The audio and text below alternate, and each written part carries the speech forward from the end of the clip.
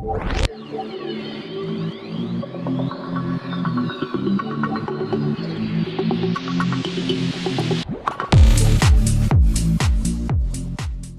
channel does not promote or encourage any illegal activities. All contents provided by this channel is meant for educational purpose only. So here we are again on another video, and in this video we'll be taking a very in-demand topic, which is reconnaissance explanation. So on the day 38 of our daily notes program or the challenge on Twitter, we have posted a complete reconnaissance methodology with the initial recon, or you can say a quick recon. So we'll be explaining that how to do that, all the steps with live hunting included. So make sure to check this video till end, and let's get into the video.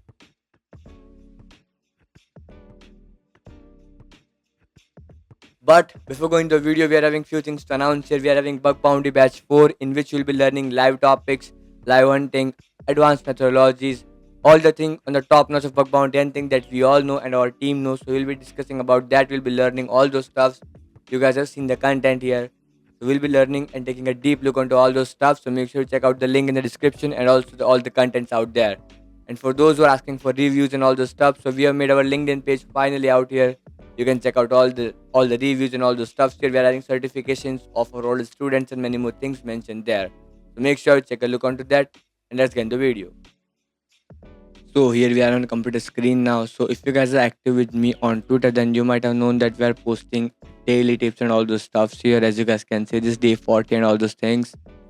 But on the day 38, we have posted something like this, which is the initial recon methodology or quick recon. So in that particular thing, we'll be using the most top 20 steps here. So we're gonna discuss that here, as I'm having a lot of requests to explain this and do it live. So here we are on our computer screen now. So I've copied the whole stuff on my Sublime here. As you guys can see, these things, domain choosing and all those stuffs. So let's start with the first step, this domain choosing. So in domain choosing, you need to have a look on the three major things. The first one is your comfortability, or I'm not saying your comfortability, your preferability here. So what do you prefer to hunt on? Maybe you're trying to hunt on some sort of store websites, maybe you're good with some sort of CMS, maybe you're good with the languages, right? So you need to find out what you're good with. The second thing, or I will say the main one that I will say, is functionalities. Look, functions are the most important thing out there, because you are going to find bugs in the function, not in the bugs initial itself. So suppose there is a like 20 functions, maybe registration, sign up, or uploads, profiles, cookies, hundreds of things can be there. So definitely try to exploit function, not to find a bug. Focus on exploiting a function or finding bugs inside of functions. Don't be like going for, okay, I need to find IDOR now. Don't be like that. The third thing is attack surface or scope. So attack surface or scope. So this refers to a lot of scopes, like maybe you're having a wild card, a whole acquisitions, right? It can be a completely different thing. So domain choosing is usually based on these three things: preferability, functions, and all this stuff. Now, next thing, acquisition. So as I mentioned here, it's completely based on program scope. Suppose you're trying to hunt on Google. Let's say you're trying to hunt on Google. So you're not simply going and hunt on GWGLE Google, right? You are gonna do different things here. You might be going for its acquisition like Fitbit. You're going for Fitbit, maybe Actifio, right? You can go for all its acquisitions. Finding acquisition is very simple. If I show you acquisitions of Google, so here is a list of merger and acquisition by Alphabet, the parent company of Google. So how will you find using this? So it's very simple. You found some sort of company here named like Anaxoron, right? So simply just copy the name, go to Crunchbase, search it here,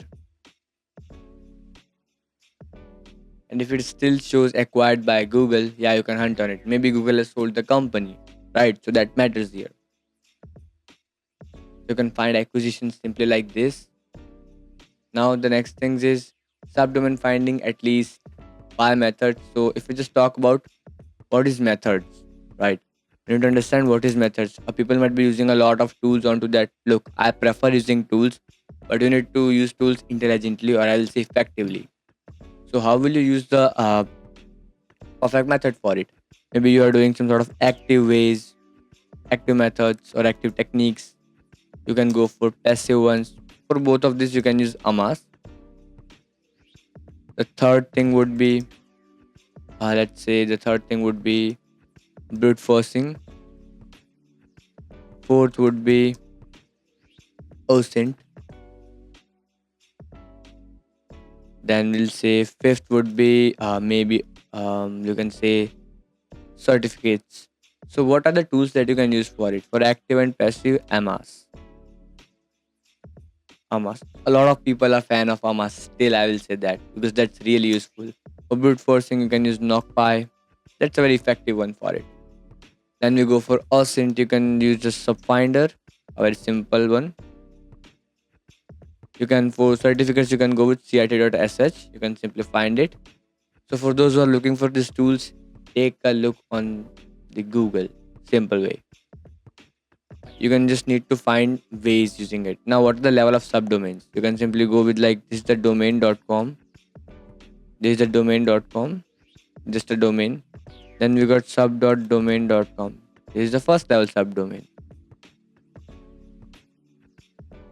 This is second level subdomain. So yeah, we can go with it like just simple like this.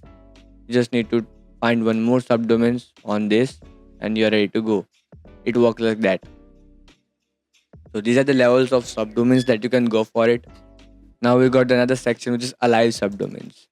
Now how you can find the levels of subdomains? So it's very simple. If you just go to a terminal, like suppose you find a subdomain of a random website, it might be tesla.com. Let me just make a folder for it and we can do it properly. So let me remove all of the contents in it. Right, so we have cleared all the contents in it. Now if you just type subfinder -d tesla.com as always -o s1.txt subdomain list 1.txt.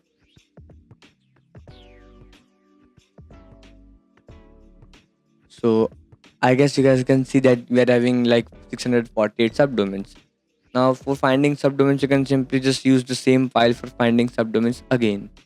So we are trying to find subdomains of the already found subdomains here, as you guys can see this thing, and just name a level 2 or let's say try to subdomain.txt. So you can go for it and you will find at least few more subdomains. That might be some sort of internal portals and many more things. So make sure to do this thing always. Now let's move to the next thing. Let's close this thing. Alive subdomains. So you can simply sort alive subdomains by using httpx or http probe or httpx toolkit. It's very simple. You can use these three things, any of them. This one is inbuilt in Kali, so you can definitely take a look onto that. Now if you move to visual recon, so if you guys have seen the particular video about visual recon, I can just mention that thing here.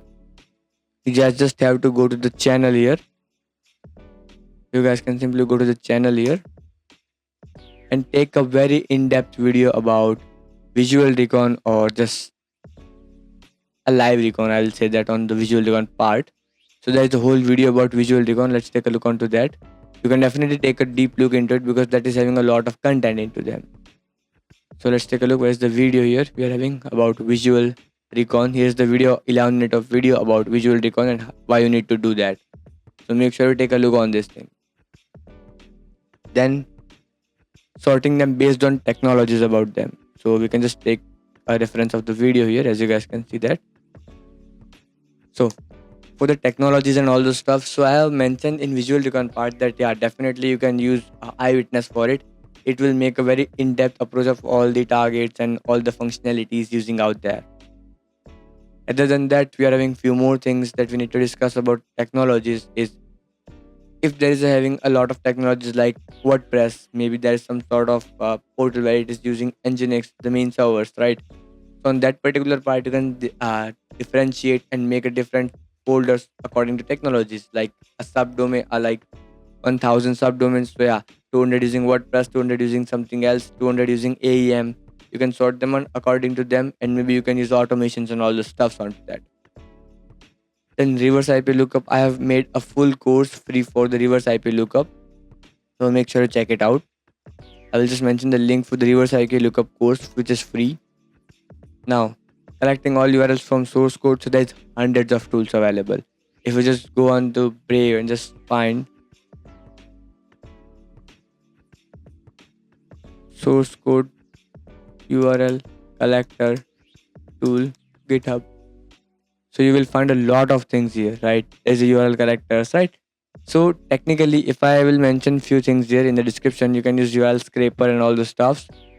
So this will technically give you a lot of URLs that is having in the source code, and that URLs can be used for importing things, importing images, CSS files, a lot of stuffs into the website. So that sort of things can give you a lot of information if they are used properly. So we need to use those sort of things. Then parameter and hidden parameters. So in this particular phase, I will say you can use few things: finding parameters, hidden parameters, different tools, right? You can use Arjun for hidden parameters, but this might give you some sort of the false positives maybe. So on that particular page, you can use XML link finder, I guess. Just let me check a name here. XML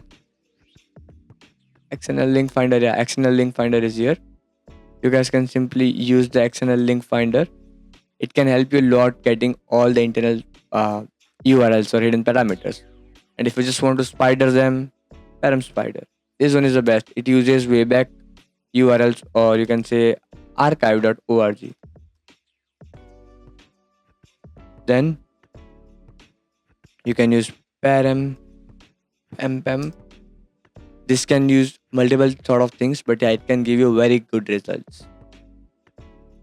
Now we got few more things. So if you don't know what is Waymore and why we need to use it and how to do scraping properly, so you can just simply refer to the last video here. You can simply refer to this last video, the next generation of tools, for it. So using grep and finding information in Waymore files, so definitely refer to the same video, it's already described there. Collecting JS files and looking for file information, so you can use a lot of things into it, but I have made a recent Twitter post about it that can help you a lot into that. So let me just show you that. So look, it's not about finding just IPs and all those stuffs, but yeah, it's about using many things out there. So if I just take a look on how do I do JS files and all those stuffs, so make sure you need to take a look onto that. So let me explain what you can do here. You can find JS files using Wayback, using the scraper tools, using spidering. You can find a lot of JS files. Suppose you have found like 1 or let's say 10,000 URLs here of .js files. So you can enumerate by using the JS tools available on the internet, or you can just open it manually. But I will say that 10,000 URL files are analyzed is near to like a very hard work. So to escape that, I will not say escape that, to automate it at some point, you can use some sort of files, like you can use some sort of tools even. Like if you just go and Google, just type JS tools for bug hunters, you can use JSF scan, you can use JS map, right?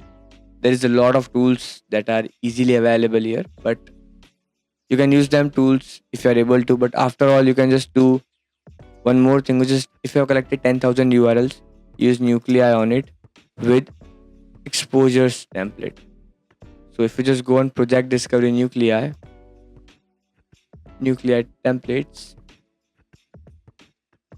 on nuclei templates, if you go to HTTP folder, there is a folder named exposures here. You can use this 400 something templates to find a lot of information disclosed out there. So definitely take a look onto that, and if you found something, just give me credit on Twitter, LinkedIn, wherever you want to.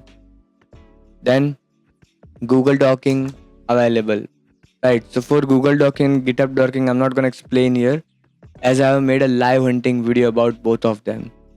as I made a live hunting video on them. Google Dorking, GitHub Dorking. It's a complete live hunt on few things, so definitely take a look onto them. This is not my time to explain it here. So checking employee GitHub, already disclosed there. Checking already disclosed reports. So yeah, there is a tweet about it that you can even go for already disclosed reports and try to access the same URL using Wayback, or you can just take a look on the URL's screenshot in the Wayback. So suppose there is some sort of endpoint that is leaking information like this. Suppose you are having some sort of URL like this, which is leaking some sort of code out there, and and it is fixed. So you can simply copy the URL, go to archive.org,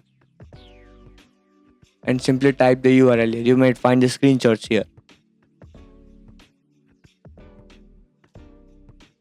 You can find screenshots of it. I'm just typing youtube.com here.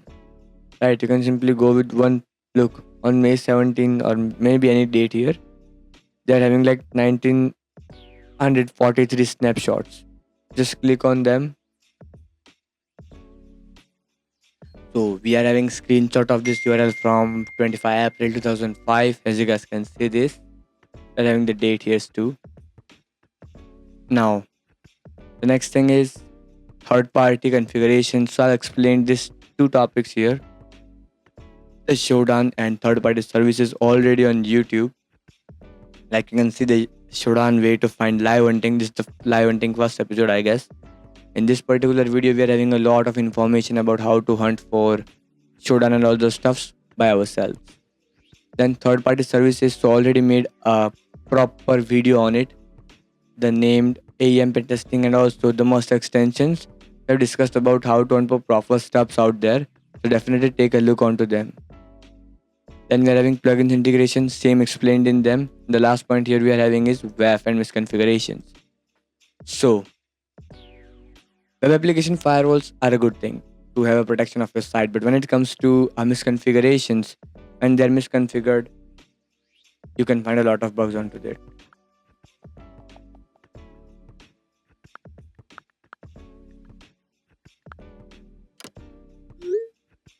So this was the main thing about the reconnaissance process we are using on it right now. But after all, I'll make a part 2 of it, which would be alive, because most of the things in this are already explained or already posted somewhere. So definitely we'll be making a part 2 of it. And don't forget to check out all the courses link in the description if you want to see the live hunting and all the proper things out there. So that was for the video. Thanks for watching. Make sure to check out all the links in the description and see you guys in the upcoming video.